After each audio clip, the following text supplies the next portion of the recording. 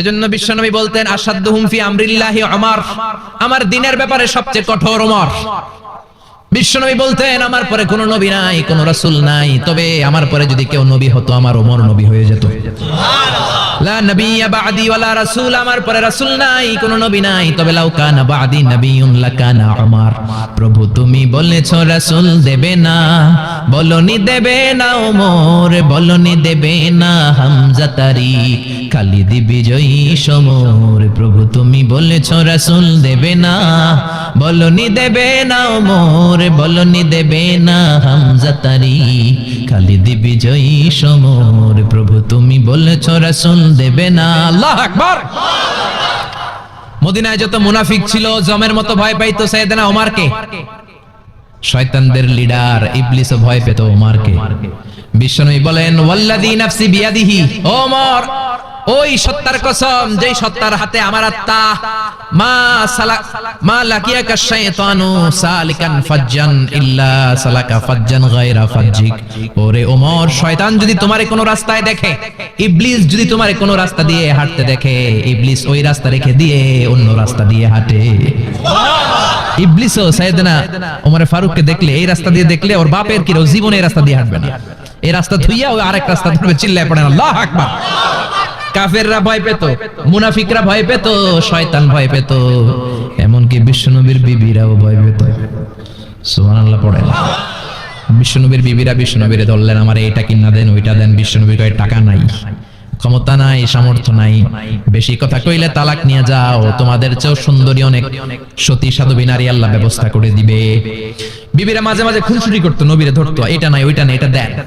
একবার সব বিবিরা টাইট করে ধরছে, ও নবী আয়েশার ঘরে যেদিন থাকেন সাহাবারা বেশি হাদিয়া পাঠায় কেন, আমাদের ঘরে যেদিন থাকেন পাঠায় না কেন? কালকে জুমার নামাজের পরে ঘোষণা দিবেন সবার ঘরে সমান সমান হাদিয়া। নবী কয় আমি হাইতান্ন। ও মিয়া কে হাদিয়া দিবে, কটুক দিবে, এটা কি ইমাম সাহেবের কাজ?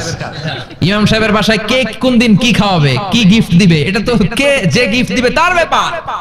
বিশ্বনবী বললেন আবু বকরকে সবাই ভালোবাসে, তাই আবু বকরের মেয়ের ঘরে যেদিন আমার ডেট পরে থাকার সময় ওই দিন হয়তো বেশি হাদিয়া পাঠায়, তোমাদের ঘরে পাঠায় না, আমার বলার কোনো সুযোগ।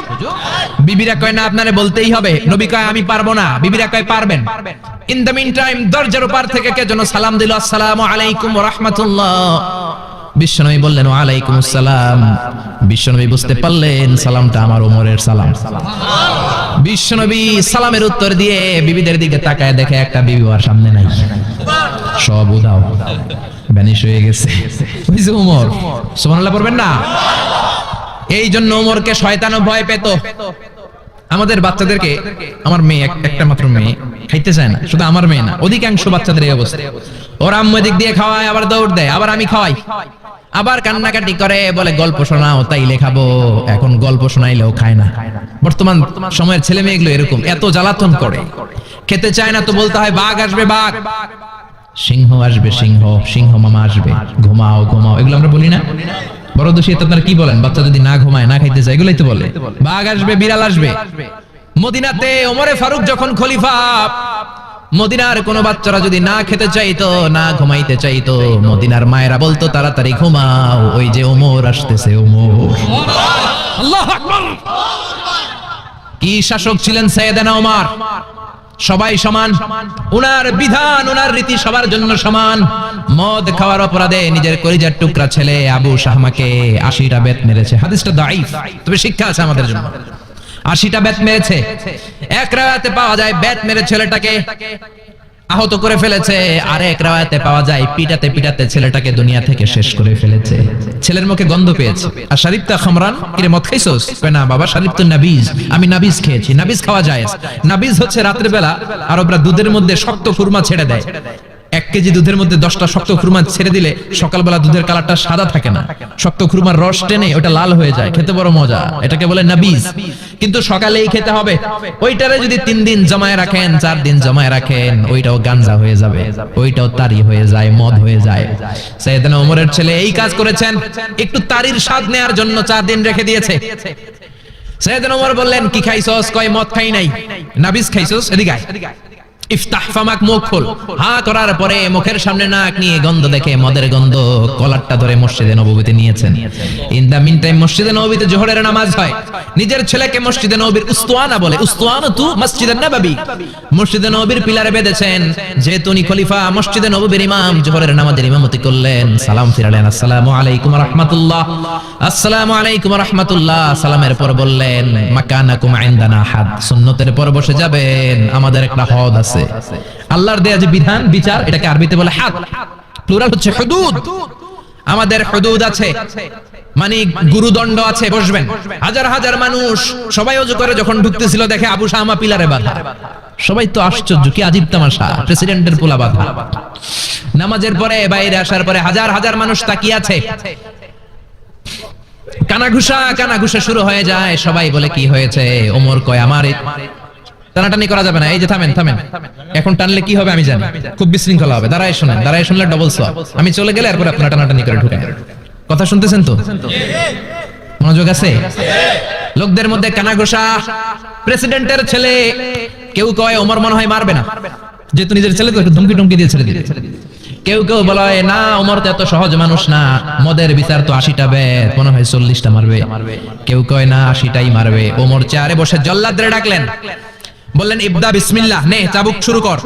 বাইতুল মাল থেকে শক্ত সাইজের একটা চাবুক আনবি।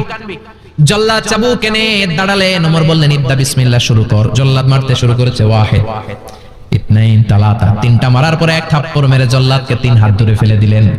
ধমক দিয়ে বললেন, তুই চাবুক মারস নাকি চাকরি বাসাস? আসলে জল্লাদ কিন্তু আস্তে মারে নাই, দেহের যত জোর ছিল জোর দিয়ে মেরেছে, কিন্তু ওমরের পছন্দ হয় নাই। ওমর বলে, আইন্দাকা তালাতা আইন্দে ওয়াহিদ, তোর হিসাবে চাবুক মারা হয়েছে 3টা, আমি ওমরের হিসাবে মাইর হয়েছে 1টা। চাবুক আমার হাতে দে, আমি 2 নাম্বার থেকে শুরু করি। ওমরে ফারুক 2 নাম্বার শুরু করলেন। 2, 3, এক একটা চাবুক মারে, ছুপ করে চামড়া ছিলে, রক্তগুলো মসজিদে নববীর বারান্দার পিলারের মধ্যে লাগে। ওমরের চেয়ে শক্তিশালী দ্বিতীয় কোনো পুরুষ মদিনার জমিনে ছিল নাকি? ওমরের হাতের মাইর। ছেলেটা চিৎকার দিয়ে বলে, বাবা, ও আব্বা, আর মদ খাবো না, ছেড়ে দেন, আর খাবো না। মদ তো আমি খাই নাই, আমি খেয়েছি নাবিজ, 3-4 দিন রাখার কারণে একটু মাতলামি হয়েছে আমার। আব্বা, এবারের জন্য ছেড়ে দেন, আর খাবো না। ওমরের কঠোর হৃদয়ে কোনো দয়া মায়া আসে না, মারতে লাগলেন। এবার আবু শাহমার মা, ওমরের বউ, পায়ের মধ্যে ওমরের পায়ে পড়ে ডেকে বলে, ওমর, আমার কলিজার টুকরা ছেলেটারে মারিস না।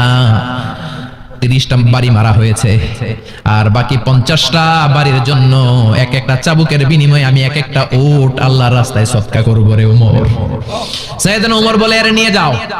আবু শাহমার মা, উট দিয়ে আল্লাহর জাইন, চাবুকের বাড়ি থেকে একটা বাড়িও কমানো যাবে না, 80টা বাড়ি দেয়া পর্যন্ত পৃথিবীর কোন শক্তি আবু শাহমারে আমার হাত থেকে ছুটাতে পারবে না। আবু শাহমার মা কাঁদতে লাগলো। ওমরের মনে দয়া মায়া হয় না। 40টা বাড়ি মারার পরে ছেলে বেহুশ, 50টা মারার পরে আবু শাহমা দুনিয়া থেকে শেষ। সবাই নিস্তব্ধ, নীরবতা, পিন ড্রপ সাইলেন্স, পিন পতন নীরবতা। রাগে তখনও গড়গড় করছে ওমর। সাইয়েদনা ওমর বললেন, গোসল দে, জানাজা দে, কবর দে। কবর দেওয়ার পরে ওই কবরের উপর 51 নাম্বার থেকে মারা শুরু করলেন। 52, 53, 60টা, 70টা, 80টা চাবুকের বাড়ি কবরের মধ্যে বিশাল বিশাল বড় বড় বাড়ি মেরে আঘাত করে আল্লাহরে ডেকে বললেন, আল্লাহ, আমার ছেলে হওয়ার কারণে, প্রেসিডেন্টের ছেলে হওয়ার কারণে আমি পার্সিয়ালিটি করি নাই, একটা চাবুকের বাড়িও কম দেই নাই। কিয়ামতের দিন তুমি আমারে জালিমদের কাতারে দাঁড় করাতে পারবা না। আল্লাহু আকবার। ওই ওমরের শাসন যদি দেশে থাকতো, দেশটারে মদিনা বানাইতো কে? এখন রিকশাওয়ালার পোলার জন্য এক নিয়ম, প্রধানমন্ত্রীর পোলার জন্য আরেক নিয়ম, কুলিওয়ালা ঠেলাওয়ালার জন্য এক নিয়ম, প্রেসিডেন্টের মেয়ের জন্য আরেক নিয়ম। জোরে বলেন ঠিক কিনা? সবার জন্য যদি এক নিয়ম হতো, চুরি করলে যদি হাত কাটা হতো, জিনা করলে যদি পাথর মেরে গর্দানটা উড়িয়ে দেয়া যেত, বাংলার জমিনে আর কোনো চোর আর জিনাখোর পাওয়া যেত না। চুরি করলে হাত কাটো কার আইন? তবে এটা কলা চোর, মুরগি চোর, ডাব চোর, আম চোর না। যেই চোরগুলো একটা কলমের সিগনেচারের খোঁচায় দেশের 1000 কোটি টাকা মেরে দেয়, ওই চোরদের হাত আগে কাটতে হবে। যেরকম ঠিক কিনা? এক কলমের খোঁচায় শেয়ার বাজার খাইয়া ফেলায়, হলমার্ক খাইয়া ফেলায়, দেশের টাকা সুইজারল্যান্ডে পাঠায়, ওই চোরগুলার হাত। জোরে বলেন ঠিক কিনা? এজন্য বিশ্বনবী বলতেন, আসাদুহুম ফি আমরিল্লাহি উমর, আল্লাহর দ্বীন বাস্তবায়নে সবচেয়ে কঠোর সাহাবী ছিলেন ওমর, আবু বকর ছিলেন নরম। ওমরের মেজাজকে গরম বানাইছে কে? এই জন্য ইসলামের মধ্যে যেমনি সহনশীলতা আছে, আবার ইসলামের মধ্যে বিদ্রোহ আছে না নাই? অন্যায় দেখলে থামিয়ে দেওয়ার দরকার আছে না নাই?